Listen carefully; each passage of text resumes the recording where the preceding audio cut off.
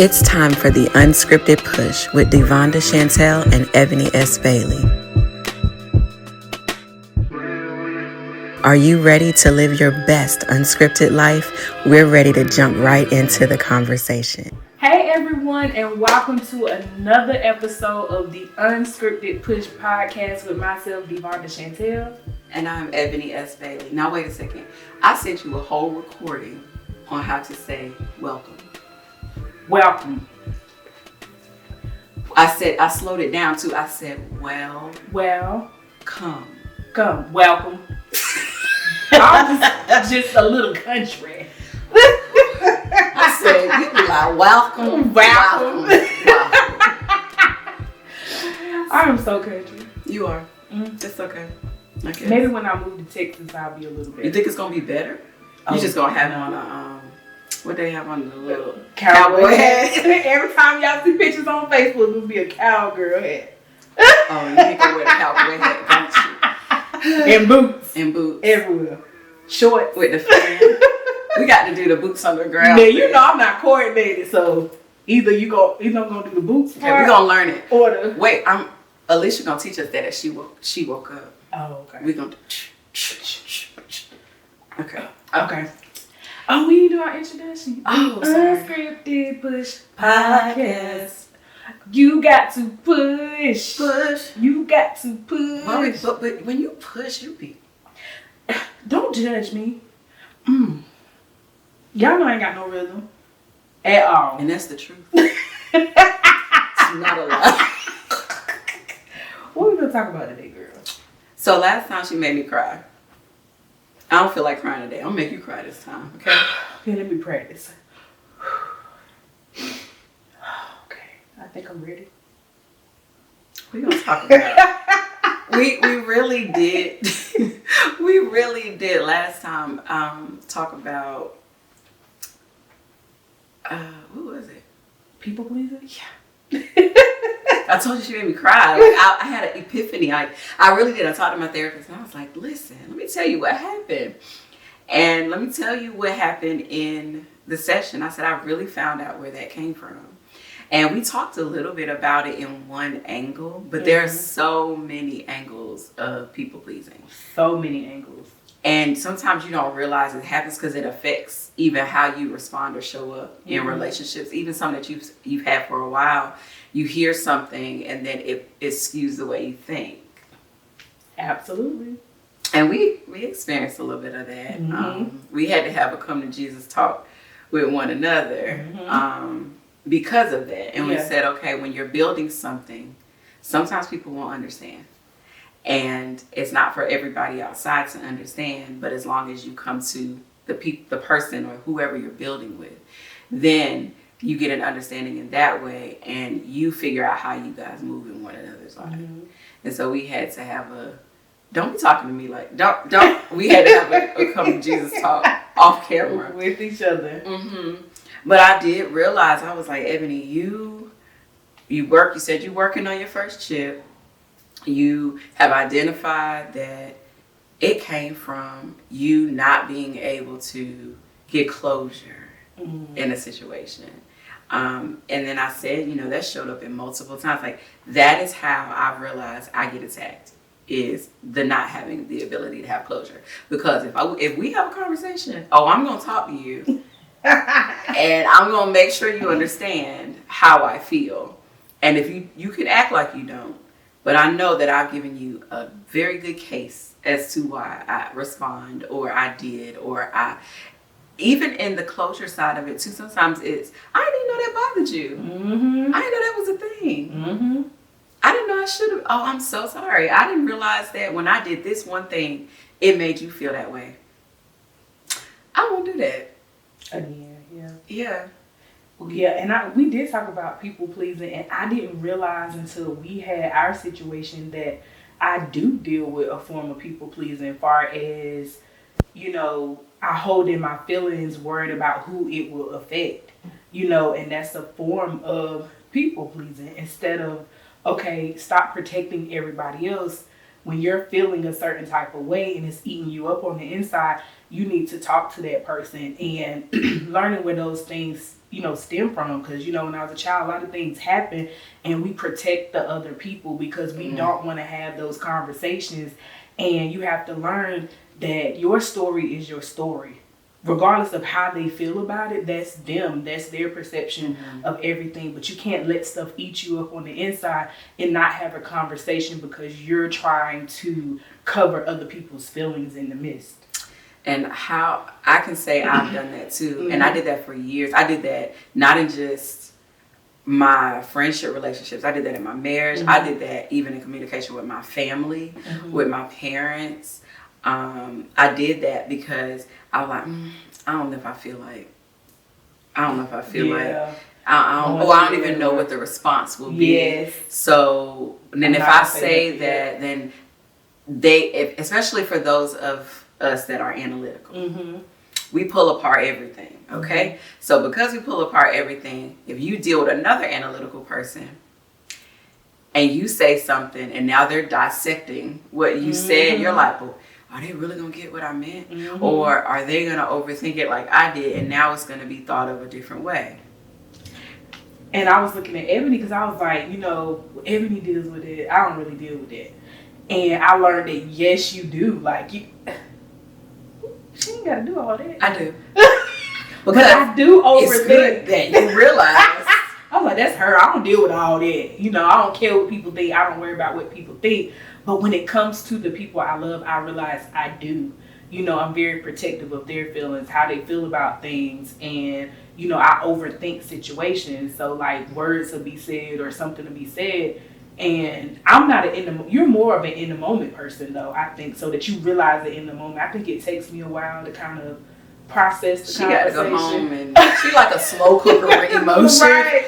I'm like, wait a minute, was I supposed to get mad about that? Oh, wait a minute, what did they say? I hate that because I hate that it takes me long time to process it, and I hate to bring up stuff from the past because I like to leave stuff in the past, but I realize it takes me a while to process things, what somebody said, and then I overthink it or dissect it, and then I go to them about it, and they're like, when did that happen? What date? When did I say? But, and I hate that I'm like that, but it does. And I'm praying to God, like, let me realize stuff in the moment so we can address it in the moment instead of a year later.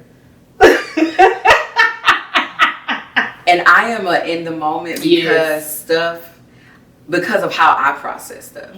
If I know that something has happened and I don't address it, like I said it before, I can have a whole conversation with you in my head and we ain't never talk about it. And so I've played both parts in my own world, and I've added things that you might not even have considered. Like that might not have been an issue for you, but because I thought about it and then I decided to be player A and one. I mean A and one. Okay. A and B.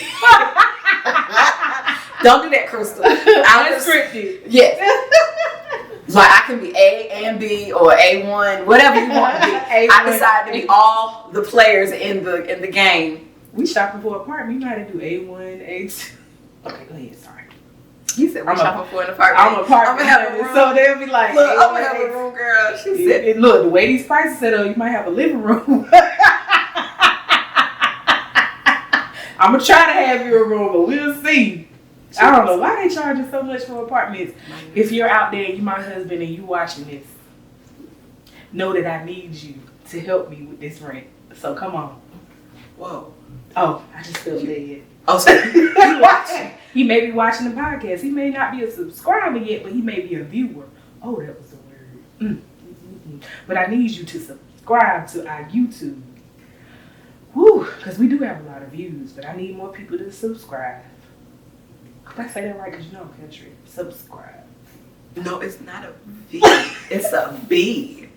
See, y'all, Lord's still working on my speech. So if you see me speaking and I mishap a word, just still catch it. What God has for you. Yeah, okay. So country, y'all. Yes, she is. Sorry, we got sidetracked. Back to you, see. No, you got sidetracked. I always get sidetracked. You went to the viewer that's finna pay your rent. Can you pay my bills? Can you pay my telephone bills? Can you pay my automobiles? Don't act like you don't know the rest of that song. Yeah, I do. A little bit. I love it. A little bit. But I am proud of my ability to deal with things now. Because before I didn't. I let stuff sit. And it ate me to pieces. Like, I let stuff linger. I dealt with it internally, and it started to manifest in different ways. Like my body, I was tired all the time, exhausted. Mm-hmm. And a lot of it, I think, was emotionally and mentally exhausted. Mm-hmm. I was emotionally and mentally exhausted because I didn't even allow people to show up for me in that way. Yeah. Like, I didn't even give you the opportunity to know this is how you made me feel. Mm-hmm. And I don't know, and I think it did have something to do with the rejection, because I realized that rejection was something that I dealt with. Mm-hmm. And if I don't tell you how I feel, I don't offend you, then you don't leave. Mm-hmm. And so now, like, that cycle is, okay, well, if you was gonna leave because of that, I don't need you around anymore. Yeah. And I'm okay with that now. Mm-hmm. And some of the parting ways that has been taking place has been hurtful, right? Mm-hmm. It's been very hurtful, especially when you are a person that likes to invest in relationships, mm-hmm. and you give your all. And then when it's misunderstood, it hurts. So my issue, which is what I talked about last time, was not being able to have closure. Mm-hmm. And so then I can't even seal it and know that's really what offended you and what's really caused you to walk mm-hmm. away. Then I can't even do that. Mm. But I had to realize that, Ebony, you got something to do. Mm-hmm. You have something to build. And just like when people get married and they're in a relationship, everybody changes and evolves. I talked about it a little bit yesterday. I heard Tyler Perry talk about that. When you marry someone, you marry many versions of them. And so that they change over time. Mm-hmm. And that happens in relationships. And so sometimes relationships that you thought were forever, they really were seasonal. Mm-hmm. And they were everything that you needed. Like, it takes nothing away from what you were to each other in the moment, but they were everything that you needed. And now God has pushed you to the next phase of life. And he said, now for where you're going, you need something different. Mm-hmm. And you have to be okay with that. Mm-hmm. Because your mandate and your call doesn't change. That doesn't change. Mm-hmm. You determine how hard it is for you to walk in what you're supposed to. And that's what I had to realize. And I had to start creating boundaries even for myself. Yeah. Beyond other people. Yeah, you give people boundaries, but you need to also give yourself some. Mm-hmm. Yeah. And we talked about that, we talked a little bit about that yesterday. And shout out to Lady Sam, who invited us to speak at her event. Hey Girl, What's the Tea? It was so amazing. The orange was beautiful. That was like, orange is one of my favorite colors. So, It's always of course, I loved the orange. But it was an amazing experience. And I'm, glad to be on this journey with Ebony where we're really discovering our voices. And she talks about that a lot, discovering your voice. And, yesterday we talked about it a little bit in each one of our messages. And we was like... Messages? She preached, y'all. Okay? No. Homegirl. Okay, I'll sit down. Go ahead. No. She preached a little bit. Lay people out. The things that she be trying to do. I did not preach. Okay. You spoke. I'll leave it. I am so sick of them, y'all. She ain't sick. They are trying to keep putting this preaching and pastor and first lady on me. No, absolutely not. I'm going to give Travis the video. No, Travis so is the first man up. and you the first lady. Well, who? How does that work? So you can get a church. If you get a church and you the pastor, he's the first man. He told me he ain't going to be nobody first man. He told me that before. I said, well, I don't want to be nobody pastor. Well, I don't know what God gonna do in that, man, but I definitely don't want it. It's a lot of work. But anyway, back to what I was originally talking about before I was rudely interrupted. But with our speaking, we talked about boundaries. From a marriage standpoint and from, a single standpoint. You made me lose my train of thought. Well, no, I was proud of you. You created, you had a non-negotiable boundary that you enforced yesterday, because boundaries are no good if you don't enforce them. Mm-hmm. You just having a conversation. Yeah. Yep. And so I was with me dating, like, well, everybody knows I'm single, but I'm very private with my dating life. Unless you're my close friends, you'll know a little bit of my dating journey. And I was talking about yesterday, like, I'm on this actual path of purpose, and whoever is assigned to me should be on the same path of purpose as well. So when you're on that path of purpose, you have to be okay with telling people no, or you're not for me, or this is not what I want, regardless of the outer exterior, regardless of you being lonely, regardless of the things that you go through as a single person. You have to be okay with setting those boundaries and giving a reaction to those actual boundaries. Because soon as somebody cross it, you have to be okay with either letting go or having something that lets them know that you cannot cross those boundaries. So when in my dating life, and we're just going to be real, we're just going to be honest, I'm abstinent right now. Wasn't always abstinent. Let's get that real. Let's be real with that. But in dating, I need you to at least know my full name. Like, you don't even know my middle name, and you're already talking about things that I feel like I told you in the beginning that this is the journey that I'm on. So either add to that journey or be dismissed from that journey. And I had to set that boundary. So I told you again, we're not going to keep having those type of conversations, because that's not who I am, and that's not my purpose, and that's not the direction I'm going with. The DeVonnda probably about 5 or 6 years ago, you probably could have crossed those boundaries because I didn't have them set in stone. But now, and I know where God is calling me and he's taking me on this actual journey, then those boundaries, you can't cross them or they're going to have a repercussion. So I did tell the person that I was dating. I didn't owe him an explanation because I have already told you not to cross that boundary I have set, but I did let him go. And then I blocked him because I feel like you don't care about me. You don't care about my boundaries. We went on one date, and you're already talking about things that I told you that we should not be talking about. And I had to let him go. There were other guys in the beginning of the year. One of the guys we connected really good, but he believed in polygamy. I know in the long run that was not going to work for me. But when you come from hurt and pain, I can see how the devil twist your mind in situations like that. And you're just like, well, at least he being honest with me in the beginning, and I had thought about it in the moment. I was like, maybe I could do this because at least I know him and he not, I don't have to be out here looking stupid, She like orange, but she don't like orange that much. Cause that orange jumpsuit you would have been in. And Ebony and my girlfriends had to bring me back to reality because I was stuck in this like, well, y'all understand because y'all haven't faced the hurt that I have faced, and now I have this amazing guy in my life, but he don't believe in being with one woman, but we connect in other ways. And it just brought me back to reality like, Vaughn, goodness well, you cannot deal with being in a polygamy relationship. Because the first thing I'm going to say is, how much time you got to spend in that room? How much time are you going over there? Like, I'm not built for that life. I'm not set up for that life. Your mouth ain't. No, my mouth is Your not. hands ain't either. My hands ain't. At all, y'all. And,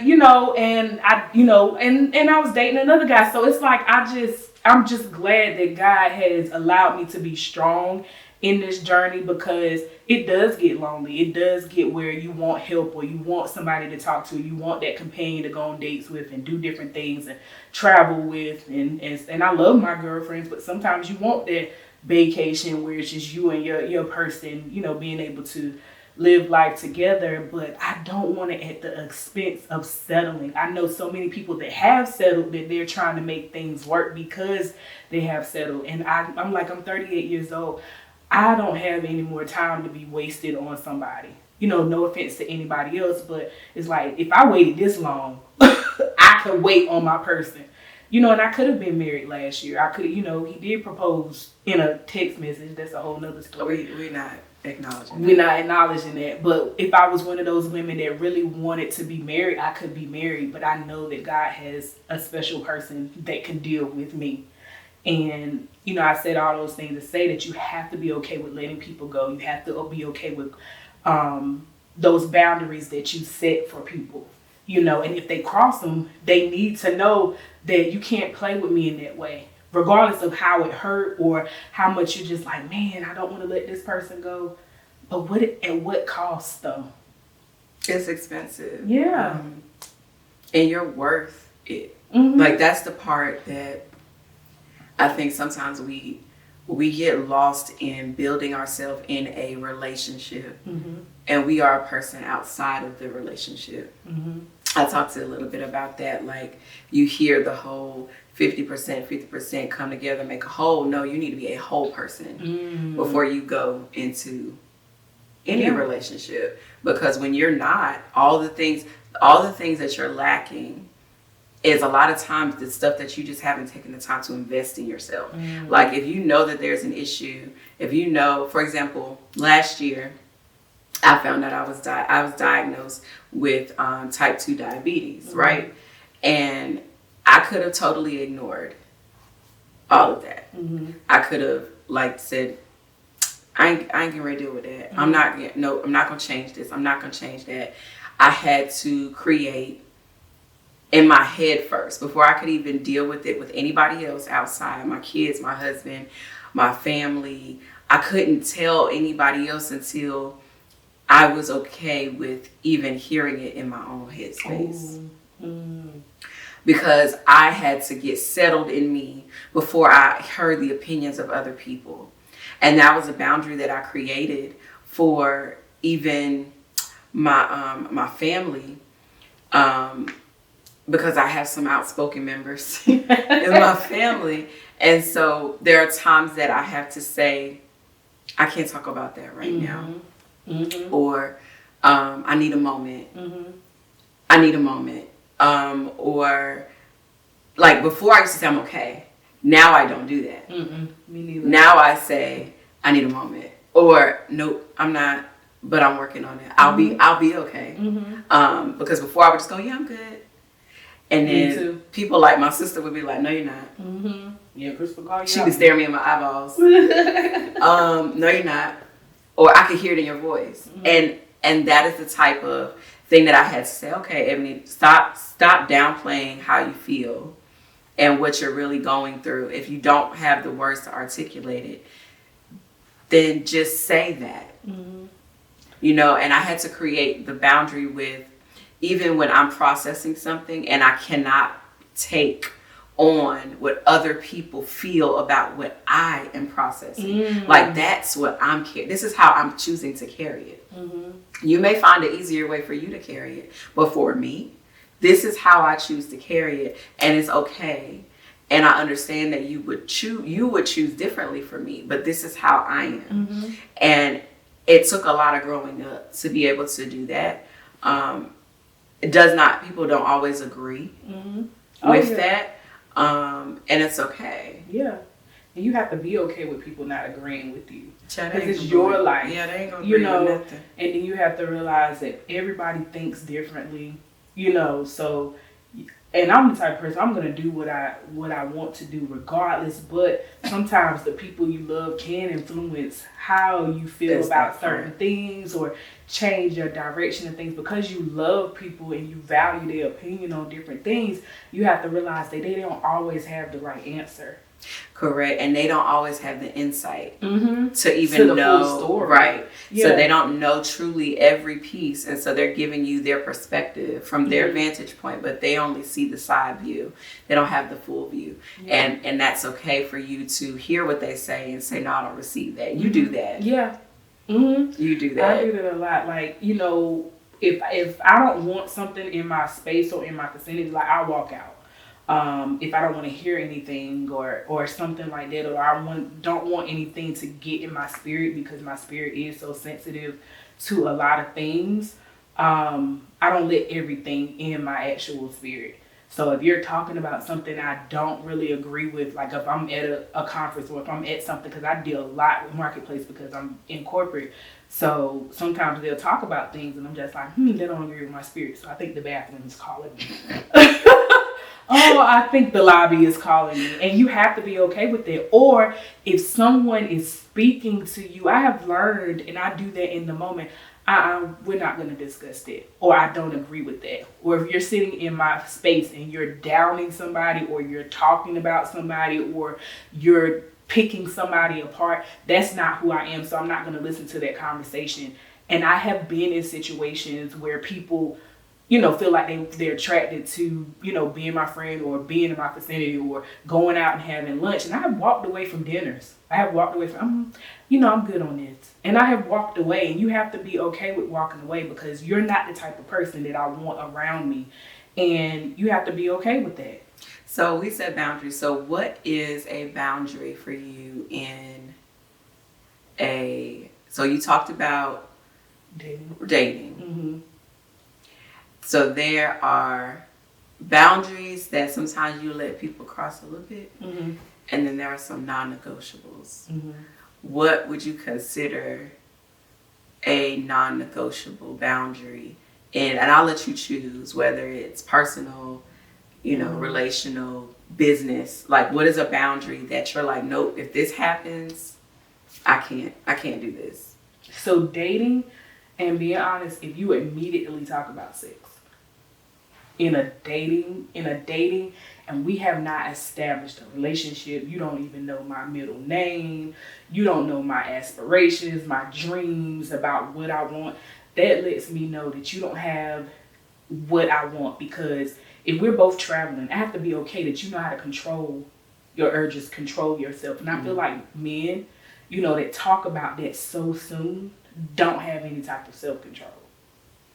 I mean, eventually things like that, can happen or do happen in relationships. Let's be honest, I am a Christian, but I'm being realistic. Sometimes things like that do happen in relationships, but in the beginning, when you don't even know if you like me. You don't even know me. That's the thing, though. Like, it's like God's compartmentalized. Mm-hmm. Like, they can just put the emotional side on the counter, and then they can do the physical. And for the female, well, I can't speak for all females, because I'm sure there are some that are like, I don't care nothing about that. But as being as emotional as I am, the intimacy is way before. Right. And also in the dating world, people don't understand, like, do you have a primary care? Like, do you go to the doctor? Like, men don't think to ask those questions with all the diseases and all the things going on. You have to be better. You have to be careful with your body, because you don't know what people have. So when you immediately talking about that, you don't know if I go to the doctor. You don't know what I have or anything. Do you have my chart? Can I look in your chart and see that you have been tested for sexually transmitted diseases? I can go on my chart and you can see that I get tested, but I need to see that for you. I can't just go based off what you say. So when you're starting to talk about those things in the beginning, I'm like, how much do you value your health? Those are the things that I think about in dating. Being single and dating in this world, I do ask, do you have a primary care physician? I ask, have you ever been with men? Are you bisexual? Do you believe in monogamy? Like, what are your views on politics? How do you want to raise your children? Are you looking for a traditional woman? Like, these are things that I ask when I'm dating someone. I like to travel. I can't be with a man. It's a difference between a man that's never traveled versus a man that don't like to travel. So if you never travel, we can experience those things together. But a person that don't like to travel could be like, well, I don't want you doing this. So those try to change you. So those are a lot of things that I ask when I'm dating someone, to make sure that this is something I want to pursue and I don't want to waste your time or mine. So when you ask those things in the beginning, it immediately turns me off, because I'm like, you don't care nothing about my health. I can have HIV or AIDS and you wouldn't know, but you're just ready to jump my bones. Wow, so I feel really old in this moment. Because You've been married I've been married, like, I'll be married 15 years next month. So that part wasn't even a thing back then. A lot of my married friends say that. Like I was like, wow. I have a 21-year-old and we have a 19-year-old. So 21-year-old Isaiah, Ariana's 19. So Lord, now I need to add it to the checklist. Yeah, and people don't understand. It's so much going on. It's different dating in this age versus people that have been married for I feel a ancient. for a long period. She be of time. trying to make me feel old, right? She always asks how old I am. Well, but this that too. But no, people don't know. You have to ask those things because a lot of people don't take their health into account. And a lot of people don't like to ask those heavy questions, but you got to realize that you need to ask those questions. You do not want to waste your time. You do not want to get something you cannot get rid of. So that's why that boundary is so important to me, because I'm just like, I want you to think the same way as me. Like, especially when it comes to your physical health, it is so many things out here that you cannot get rid of. Yeah. And you have to be okay with asking those uncomfortable questions. Mm-hmm. And a lot of people are like, well, you don't ask those questions on the first day. If you can ask to jump my bones on the first day, I can ask who your primary physician is, let me see your my chart. Like, I should be able to ask you anything that I want to if you're so comfortable asking me something like that. So I had to just be okay with, no matter how attractive they are, I had to be okay with walking away and being like, that is not the person for me. That's not the person. And it took years because I won't always like that. They talked about it in the beginning. I'm talking about it in the beginning. And then we make it do what it do. But then it comes with... Your mama gonna pop your butt. She know. Call her now. She know her daughter. No, your mama gonna pop my butt. Yo, she about to text you after this episode. What you mean by this was years ago, Mama Kim. It was years ago. But when you grow and you mature and you want something different, you have to do different things. So it's like I'm operating differently. It's not that I don't attract the men that I want. It's just that they're not assigned to my actual future and my destiny, and I have to be okay with walking away. So I can't, Mr. Tall, Dark, and Handsome. What if he's short, light skinned, and You better not say stuffy. Okay. I'm big enough for the both of us. His leg drag a little bit. And I'm fine enough for the both of us. I don't care about his little leg, leg dragging a little bit, but... Why our producer fall out? What's she in the floor? I'm fine enough and big enough for the both of us, so... Take that with what you will. But yeah, you have to add those questions, even, especially with young adults, because a lot of people don't, when you raised in the church, even we know we was raised in the church, that's taboo. We don't talk about those things and what to do, how to date. They tell you don't have sex before marriage. Okay, well, what do I do with these feelings? Like, how do I push past that? My God, we had a conversation with Maya. Oh Lord, I hope she don't watch this. We had a conversation with her, and she's growing up, and she's experiencing emotions and stuff, and I'm like, oh, Jesus, this is the part that you just don't get to skip. Like, this is the part where you start to really build a framework for them on how to deal with what you feel, how to communicate what you feel. And then also to teach them how to create boundaries at an early age. Like, you don't fall for certain things because of this. And I want you to feel comfortable enough to come talk to us about how you feel so that we can help you create these healthy boundaries. Because there are healthy boundaries. And healthy boundaries don't necessarily mean that it will not inflict a little bit of hurt to your heart when you have to enforce them. Yeah. But healthy boundaries create that place around you that keeps your peace. Because when you lose it and you get it back, you realize how expensive your peace is. Yep. And I had to create a boundary with that for my peace. Yeah. Because I take on people's emotions so much, and I was the person that people dump on, and so I'm already dealing with a lot, and then I hear or I pick up, even if somebody don't tell me, I pick up stuff. So I know stuff is going on, and I carry that. And so the boundary that I had to start creating with myself is, Ebony, everything is not for you to carry. no, you don't need to help with that. Is that your non-negotiable though? What? Because you asked me what my non-negotiable was. Like if somebody cross it. If somebody crosses the boundary and it's non-negotiable, ain't no coming back from that. What's a boundary for you? Do you have one? I'm creating one right now. Mm-hmm. When I'm learning, and I guess this transition too with me moving from being under ministry for so long, and then now I'm like, I feel like Lord, I feel like Moses, like, go to a land I'm gonna send you. He ain't told me where it is. I'm just going right now. I'm in the go part. So let's not talk about Moses. Well, I just feel like I'm in the go part, right? And so I'm hearing and I'm noticing things. Yeah.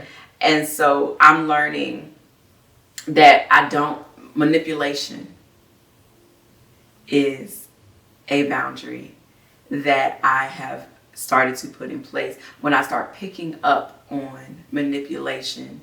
And it doesn't necessarily mean that you are blatant with it. Ooh. People are so subtle. Mm-hmm. And it's with the suggestions of the things that I should be doing, or I should not be doing, or manipulating you into helping them because you are so creative. Mm-hmm. And they're taking your visions and the things that you say. Just want to add that in. But that is where it is. And I'm learning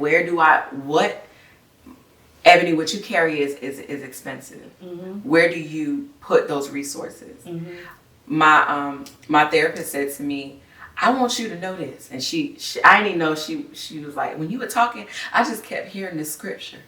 And I said, let me find out she be saved, girl. Okay. But anyway, she was just like, I need you. She said, what I kept hearing was, don't cast your pearls before swine.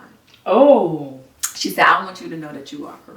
Mm-hmm. She was like, in everything that you say, you have the pearls that you leave in places.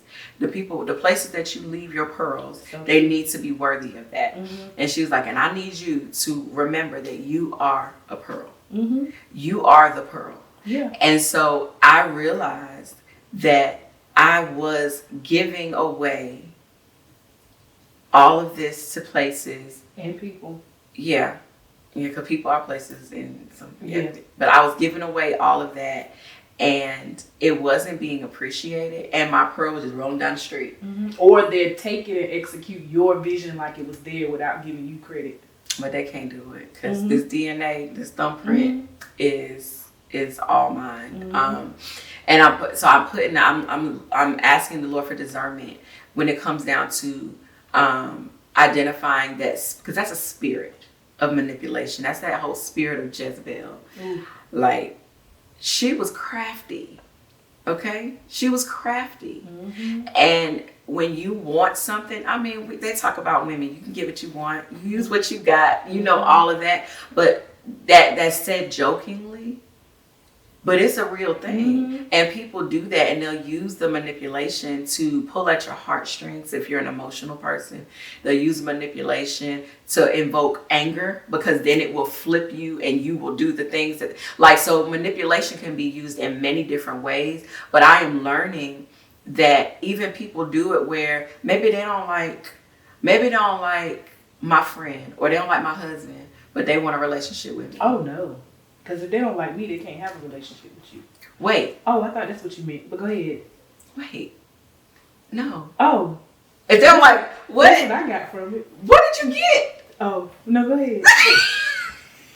Well, she said, forget Travis. She's like, forget him. No, but I'm learning, how can you love one part of me and not the whole? Ooh. Because we are one. Mm-hmm. How can you not like Travis though? He don't be messing with nobody. He just goofy and silly, and he's stubborn, and he got ways about him too. Yeah, you're not gonna talk about my brother like that, because we kind of similar. That's why she likes to feed into his foolishness. Yes, I love it. She likes to egg him on. She's like, give him more. Go dance, Travis, the music, all of that. But I'm learning the manipulation side of things is sometimes I want to be able to have a safe space that I can be totally vulnerable with. And I don't have to wonder if what I'm saying you're going to be able to use against me later, or you're going to be able to use against someone that I love later. So I don't want to even give an entrance to that. And so I'm asking God for discernment. Discernment to Ebony, there are some people and things that you may like, but they may not serve you in the long run, and you don't understand why. And so if the Lord is showing me that this is a thing, like you are easily manipulated in this area, I need you to tighten up on that. And so he's tightening me up in that area because people can tug at my heartstrings. Because I know that I feel in ways sometimes people didn't show up for me. So I go above and beyond and show up for someone else. And I'm like, that's a seed I've sown. But is that manipulation on my part? Wow. So like I'm praying for discernment in other people. But I'm like, Ebony, are there spaces that you manipulated? Wow. And you got to be real with that. Yeah. Do you say certain things because you know if you say that, it will trigger this type of response in that person, further allowing you to get what you want because you knew how the domino was going to fall. Wow. You can use your prophetic gifting in manipulation because the Lord allows you to see. Yep. And if you do that too long, he will stop letting you stop and take it from you. So when I say I have been literally on a journey with learning Ebony, there are things about me that I need to fix. Oh yeah, I thought I was perfect. No, I know. Now I know. My therapist be eating me up with a lot of the things that I go through. Like you are emotionally unavailable. That's what she told me. Girl, you should see it I can tell when it happened. You check out, like your eyes be like, pew. Yes. Be in a room full of people. And that's why I tell people when they see me in public places, you cannot go based off how I'm looking because my mind be elsewhere. Like I just go to another place and you could look into my eyes and you be like, okay, come back or something. People that know me. But I have been in spaces where people are like, I wanted to talk to you. If I'm speaking, you can't talk to me before I'm speaking. Wait till after it's over because 9 times out of 10 I'm in my head or I'm thinking or I'm processing and it's not about anybody else. It's just me fighting against me and talking to God and really preparing myself because I know this is an area that I'm really trying to I probably won't ever master, but get better in. So I'm processing and I'm trying not to overthink and I'm trying to allow God to speak through me and not be so self-sufficient on notes and different things, just learning how to actually speak. So don't take offense to it if I don't really talk to you in the beginning or I'm just not personable in the beginning, but afterwards, catch me afterwards. I'm a totally different person. I'm going to take a picture, I'm going to be talking to you and different things, but before I'm like, hey, how you doing? And just trying to get myself together.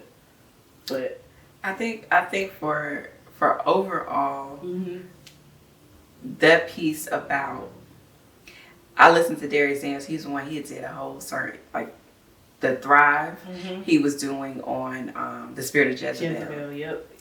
Ooh, that thing was serious. I know. And I said manipulation. Jeez, do I do that? Yeah. Did you say that?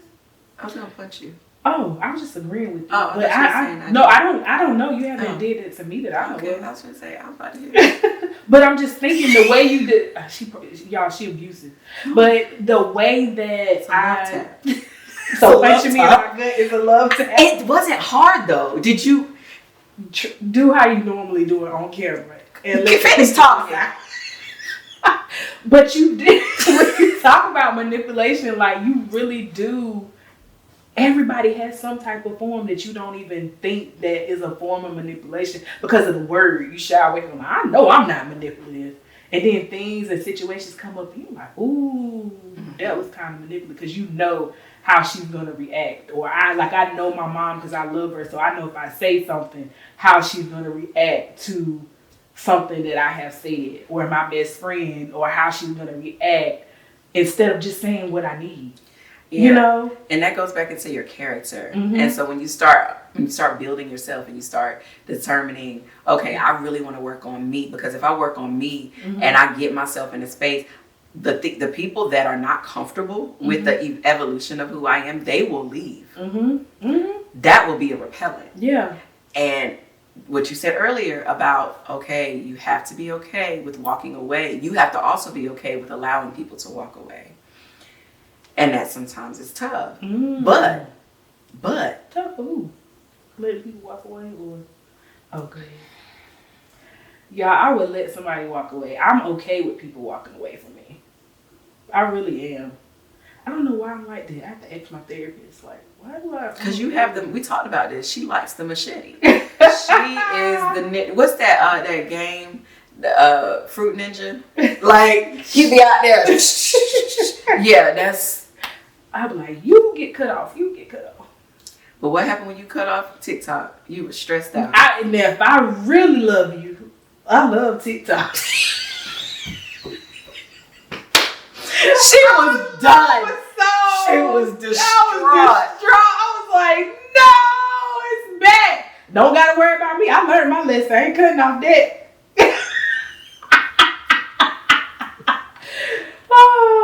I guess so. Our lesson in everything. We talked about like a mixture of stuff today, but overall, if you create, you realize. For me, mine is. I realized I needed to acknowledge that I was dealing with people pleasing. And when I realized that, I had to put some boundaries in place for myself so that I would know, guess girl, don't cross this line, because then you're going to fall back into doing that. Yeah. So for me, with the people pleasing and the boundary is enforcing it out of everything else. What's the good of me giving you, saying, don't do that. If you do this, this is going to happen. If you do this, this is going to happen. I need to be like Isaiah and Maya. I told you, if you did this, that's me. I told you this is what was going to happen. I don't care if you're my friend or whoever. I told you, and then you did it, so this is what happened. Because we used to talk to Isaiah, like, Isaiah, you went from this to that. Like, it was so extreme. Why? He said, because I already told them that if they did this again, that this was going to happen. But that was your friend. But I told them, and he stuck to it. But why did you pick up that? Because that's what was near me. And I told him that this was going to take place. And he's technically right. I told you that if you cross this boundary, this was the outcome. And sometimes we give you another chance. I'm telling you again that if you cross that boundary, this is what's going to happen. So at this point... This is a May baby. At this point... And that one too. Oh, Crystal worse than me. We need to get her on the episode. And at this point, it's like, you don't care about me. That's how we take it. Like, you don't care about my feelings and what I have told you. You are crossing this boundary. I told you once. I told you twice. Now, 3 times, that's too extreme for me. So now it's done. It's a wrap. Because we have had this conversation. We'll give them a chance. You know, well, sometimes. But if it's worth it, we'll give them a chance. We were like, okay, let me talk to you about this. But they do it again, that means you don't care about my feelings. That's how I take it. Yeah. And now I have to cut you off. You know, and then with boundaries, guys, you have to set those boundaries. Like, people will cross over it. People will tap on it. People will play because they like, oh, she ain't going to do that. She just talking. So you have to show people that they cannot play with you. I think I sent Crystal something on TikTok. Like, we were talking about you not just in relationships, but you have to have those boundaries in everyday life, work, workplace. You know, can you work late? No, I work 9 to 5 today. Can you work late today? No, I work 9 to 5 today, but maybe tomorrow. Like, you have to have those boundaries because people will cross it and they'll tiptoe on it, you know. So you have to be strong with your boundaries, and people will know. No, Lana said she working 9 to 5 today. Her lights go out at 9:49. She walking out the door at 5. But that's mine, like enforcing the boundary. Since I've identified the issue, now the issue is identified. Now I work on enforcing the boundary. Will you get it right every time? No, especially when you're starting to create it. But you give yourself that grace. Okay, next time I'll pick it up quicker. Yep. So that's my right. lesson. And creating your boundary with going to bed at night too. I'm gonna enforce that again. Ebony be up there, fall asleep in her office at 1 o'clock in the morning. Like, Ebony, why are you supposed to go to bed at 10:30? Yeah, I was supposed to close my laptop. But yeah, create those boundaries and don't let people walk over those boundaries, guys. That's your lesson? Mm-hmm. Okay. All right. Well, I guess we're done for today. The night. Yep. Oh, what is day? Oh, come for the last. What was that? My little shoulder dance. Oh. You need to marry an African because they like they like to do the shoulder. Oh, I love me an African now. A dark chocolate. Come for the lap. Go ahead. Oh. Got distracted. Love me an African man that I can understand now. No shade. Come for the last. Stay for the lessons because becoming your best self is better unscripted.